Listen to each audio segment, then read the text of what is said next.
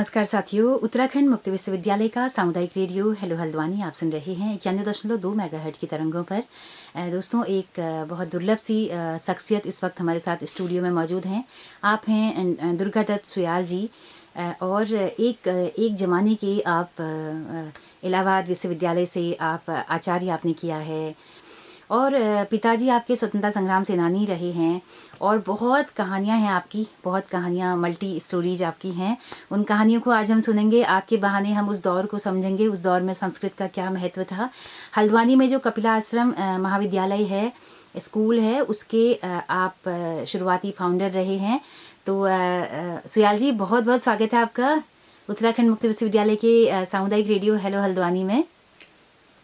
हाँ, मैं जो है वर्ष 1973 में पिताजी की मृत्यु के बाद घर से निकलकर बाहर चला गया था। 15 साल तक विद्यालय न जाने के बाद मैंने मजदूरी करके प्रथमा की परीक्षा वर्ष 1982 में उत्तीर्ण की थी।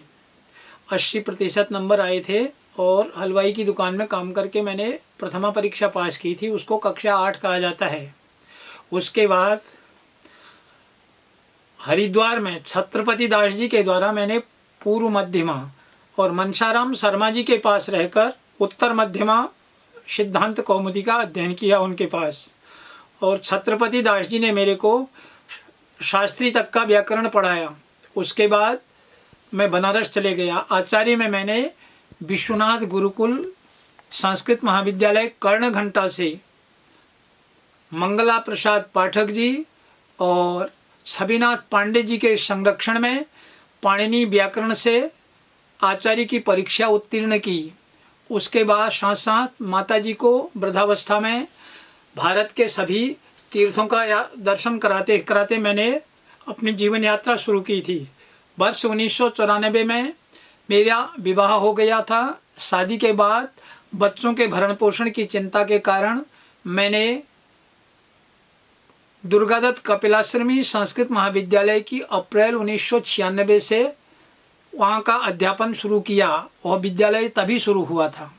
1 वर्ष तक बिना वेतन के अवैतनिक काम करने के बाद संपत्ति की लड़ाई और न्यास के झगड़े को देखकर, उनके आपसी विवाद को देखकर मैंने निर्णय लिया कि इसको छोड़ देना चाहिए। उसके बाद मैं फिर 15-20 वर्ष तक आकाशवृत्ति से जीवन निभाते हुए दोनों बच्चों को पढ़ाने का काम किया। बच्चों ने सरकारी कॉलेज से बीटेक की परीक्षा मैं द्वाराहाट से जब पास की तो उनको पंतनगर टाटा में ड्यूटी मिल गई और काम पर लग गए दोनों। कोरोना काल में टाटा कंपनी ने उनको छोड़ा दिया, जिस कारण जीवन की दिनचर्या कुछ अस्त व्यस्त हो गई और मैं जीवन की परेशानियों से जूझता रहा। मैंने स्वाध्याय नहीं छोड़ा। ऋग्वेद संहिता का जो भाष्य है उसको पढ़ाते पढ़ाते मैंने अपने 15 वर्ष व्यतीत किए। स्वाध्याय करते रहता हूँ। आज भी मैं 8 घंटा पढ़ता हूँ।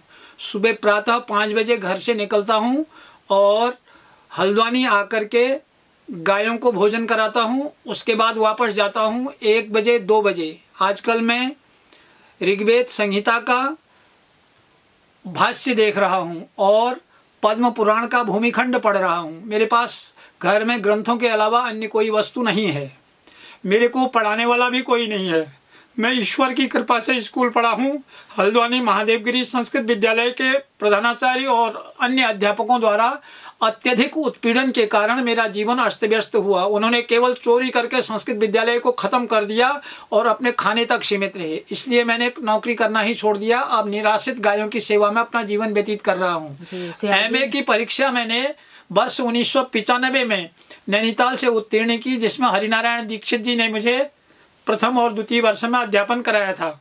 विद्धि शरीरम रथमेव तु बुद्धिम तु सारथिम विद्धि मन प्रगरमेव च इंद्रियाणि हयानाहु विषयांस्तेषु गोचरान आत्मेन्द्रिय मनोयुक्ते भोक्ते त्याहु मनीषिणः विज्ञान सारथिर्यस्तु मनः प्रगरवान नरः शोध्वनः पारमाप्नोति तद विष्णु परमं पदम। इस कठोपनिषद के इस वाक्य को, यमराज और नचिकेता के इस वाक्य को याद करते हुए मैं कहता हूँ कि इसको याद करके मैं आत्मसंयम से हिम्मत रखकर जीवन की यात्रा आज भी कर रहा हूँ।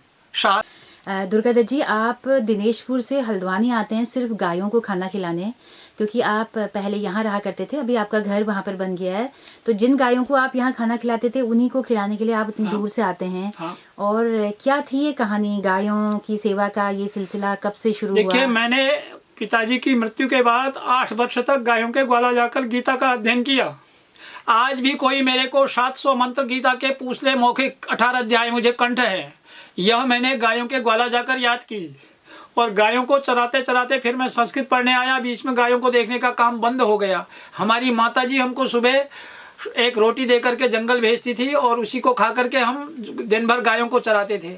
राजा दिलीप की गौसेवा का प्रकरण मैंने कक्षा 8 में पढ़ा था। स्थित स्थिता मुच्चलित प्रियाताम निषेधु सीमाम शनबंध धीरः जलाभिलाषी जलमा ददानाम छाएवताम भूपतिरन्नुगच्छत। राजा दिलीप की जब संतान नहीं हुई तो वह स्वर्ग से लौटते समय कामधेनु को बाई करके नीचे आए थे। तो बहुत साल तक जब संतान नहीं हुई तो उन्होंने अपने पुरोहित गुरु वशिष्ठ को पूछा, महाराज मेरे को संतान नहीं है, उसका कुछ उपाय बताइए। तो वशिष्ठ जी ने दूसरे दिन उन्हें बताया कि तुमसे कामधेनु नाराज है, उसकी सेवा करो। तो स्वर्ग में तो जाओगे कहाँ कहाँ, उसकी बछिया मेरे यहाँ रहती है नंदिनी, इसकी सेवा करो। नंदिनी की जब सेवा की उन्होंने तो 21 दिन तक व्रत लेकर के उन्होंने गाय की सेवा की। जैसे गाय चलती थी वो भी चलते थे, गाय बैठ जाती थी बैठते थे, गाय पानी पीती थी तो अपना पीते थे, और गाय छाया में खड़ी होती तो छाया में खड़े होते थे। इस प्रकार से उन्होंने वन मच्छरों के द्वारा गाय को पूरी सेवा की 21 दिन तक व्रत लेकर के। सुदक्षिणा और दिलीप की सेवा से प्रसन्न होकर नंदिनी ने उनको परीक्षण करना चाहा।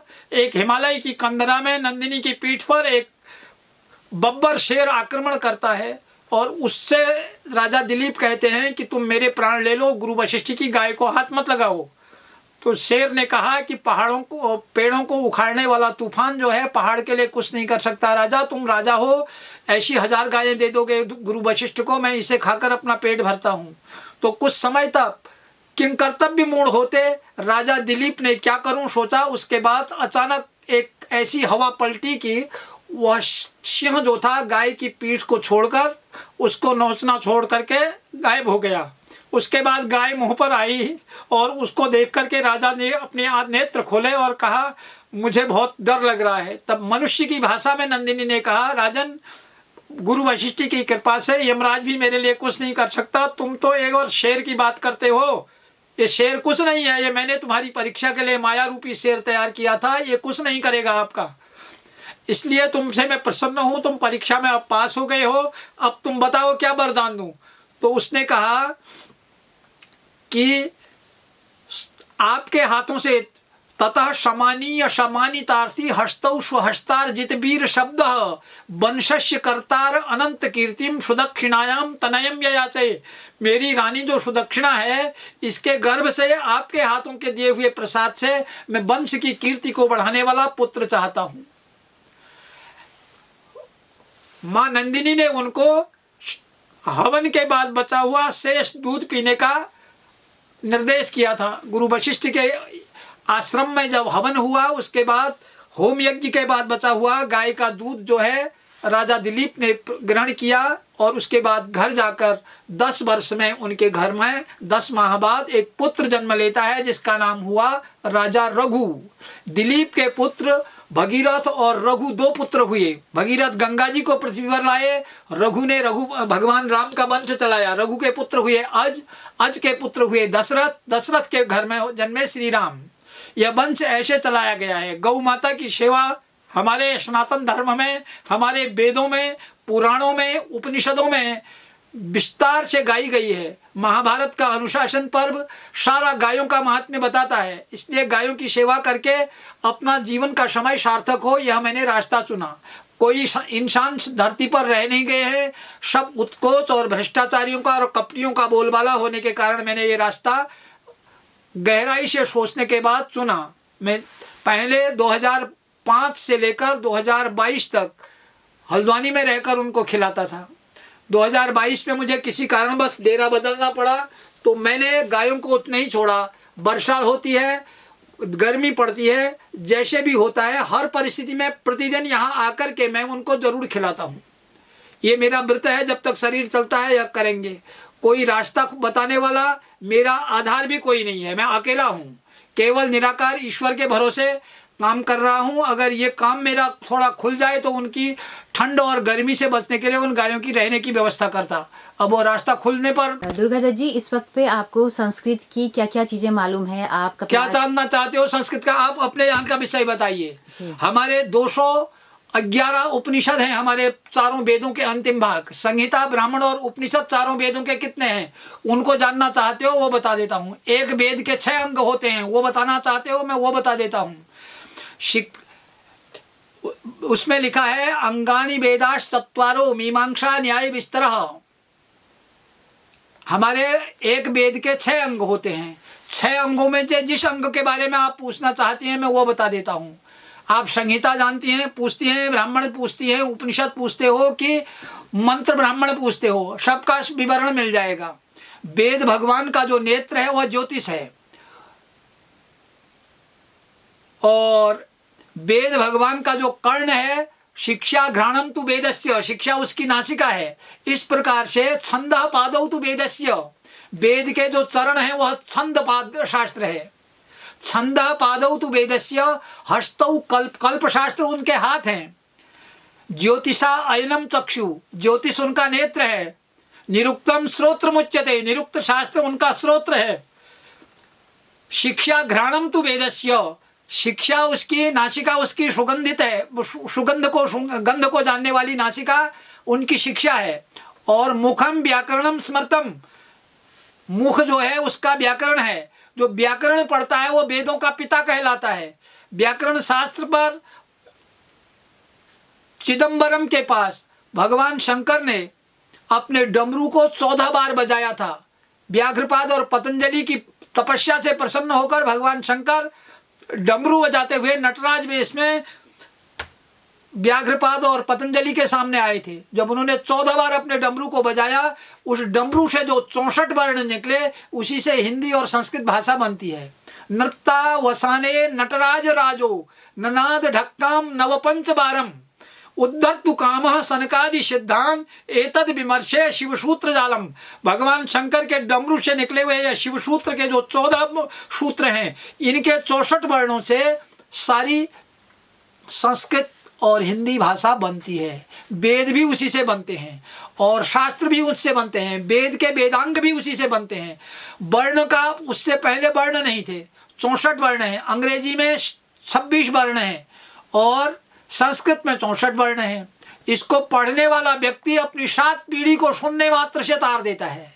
ये ऐसी चीज है, लेकिन उसका आज अस्तित्व नहीं है। आज के युग में उसको कोई नहीं जानते हैं। 1847 में जिस कॉलेज की नींव रखी गई थी बनारस में, उसका नाम था Queen's College. Banaras Government Sanskrit College उसका नाम था। उसके बाद धीरे धीरे उसका नाम वाराणसी संस्कृत विश्वविद्यालय बना। कार्नवालिस लॉर्ड ने उसको 1791 में यूनिवर्सिटी का दर्जा दिया। उसके बाद 1957 तक वह वाराणसी विश्वविद्यालय रहा। 57 के बाद वह संपूर्णानंद संस्कृत विश्वविद्यालय बना। वहीं से हमारी पढ़ाई हुई। उसमें विदेशी विद्वान कितने आए थे और उनका अलग विवरण है, इतिहास है। और यहाँ के स्थानीय कितने वाइस चांसलर रहे, उनका अलग इतिहास है। इतिहास को देखना है उसको देखो, और वेद को देखना है। आकाश में सूर्य और चंद्रमा को किसने बनाया वो वेद भगवान बताएगा। वेद की उपासना करने वाले को ब्राह्मण कहते हैं। जो वेद के कोई अंगों को जानता है वही ब्राह्मण कहलाता है, और उसके द्वारा दी हुई दीक्षा ही मनुष्य के जीवन को सार्थक की जाती है। आज उन चीज़ों को नश्वर की तरफ डालकर केवल किताब के भीतर बंद कर दिया गया है। उनको पालन करने वाला कोई नहीं है, इसलिए हम लोग दिक्कत का सामना कर रहे हैं। अभी जो है वेद की संहिता के बारे में अंतर्राष्ट्रीय सांदीपनी जो वेद विद्यालय है उज्जैन का, मैं वहाँ भी गया हूँ एक बार, महर्षि योगी के यहाँ भी गया हूँ, परंतु हमको सब जगह दिखाई क्या दिया, धन का आदान प्रदान। और हमारा पढ़ना, पढ़ाना, यज्ञ करना और कराना, दान लेना और जरूरतमंद को देना, इन 6 कर्मों में हमने जीवन व्यतीत करना है। हम धन के पीछे नहीं जाने वाले हैं। ये बचपन के हमको रास्ते बताए हैं हमारे लिए।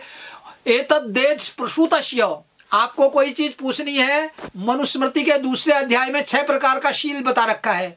एतद देश प्रसूतस्य सकाशाद अग्र जन्मनः स्वम स्वम चरित्रम शिक्षेरन पृथिव्या सर्व मानवा। संसार के जितने भी प्राणी हैं, 150 करोड़ जनता बता रहे हैं भारत की, उसके लिए नियम लिखा है मनुस्मृति में कि अग्रजन्मा जो ब्राह्मण हैं उनसे शिक्षा लेकर के अपने अपने कामों को करो, उन्हें पूछो और अपना काम करो। अब उनको पूछने वाले तो कोई है ही नहीं, सब खुदे मास्टर हैं आज, अब जरूरत नहीं है हमारी। जी जी जी।